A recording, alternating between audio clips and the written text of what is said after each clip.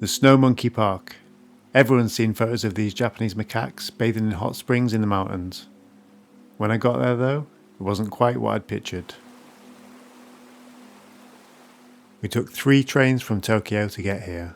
This is what it's actually like. So we've arrived at the Shinkansen platform. We're going in the grand class, so that's pretty exciting. This legroom. Right, we're in Nagano now.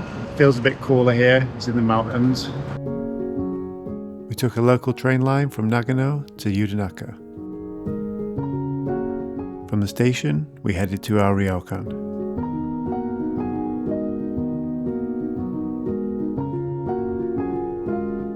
So this is our room in the Ryokan. A little table there with some tea, and then bed. We've got showers downstairs. We've booked a private onsen, so that's going to be nice.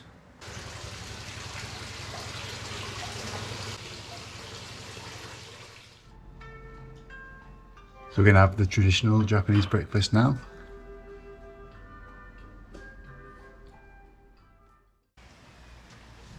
We took a bus from Yudanaka Station to the village car park.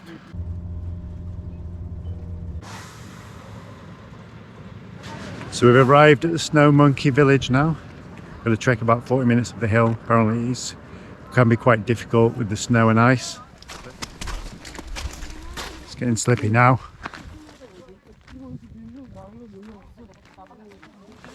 .6 kilometers to go.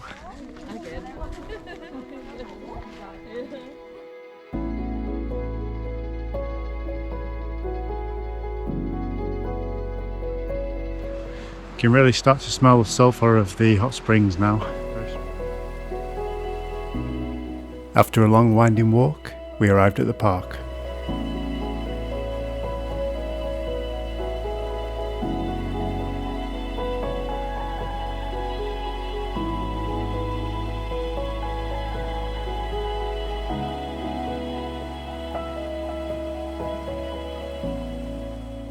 And the story goes that somebody saw a monkey in 1963 drop some fruit in the hot springs, and it dropped in and it quite liked the experience, so it went back in again, and a lot of the younger monkeys copied the behaviour, and they've been doing it since then.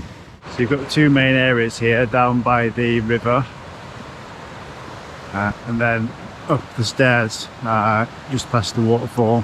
We've got the famous pool where they bathe.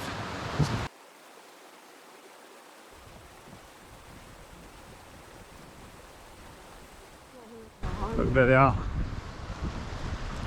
I wasn't sure exactly what I'd expected, maybe something a bit less curated. The purpose-built hot spring was surrounded by tourists like me, taking photos and videos. There'd been generations of monkeys now subject to tourists sticking the camera in their face all day, but I guess they're used to it by now.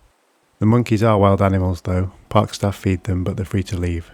The monkeys were displaced by ski resorts in the 1950s and started raiding farms for food. The park became a compromise which stopped farmers culling them. So there's apparently over 200 monkeys in the colony. There seems to be loads of them everywhere, from adults to babies.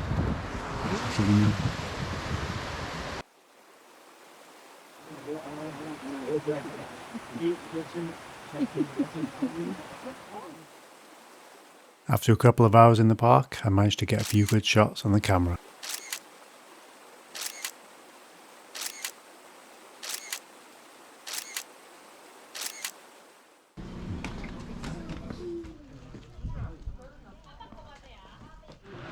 So we've had a really good time at the Snow Monkey Village, and now we're going to get coffee and a hot chocolate. Yeah. Look at it, so cute. I'll take a photograph of it. We headed back to Yudanaka, eager to try the private onsen we booked.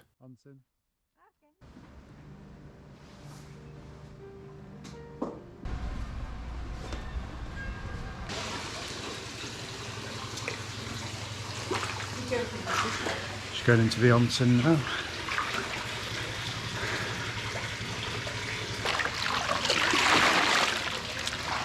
Couldn't get much more relaxing than this, being a private onsen in the Japanese mountains, under the stars. The Snow Monkey Park might not have been exactly what I'd expected, but it was an amazing experience. Yudanaka and its surroundings were beautiful, and the chance to interact with the monkeys with their unique personalities made the trip well worth the trains, buses and slippery hikes.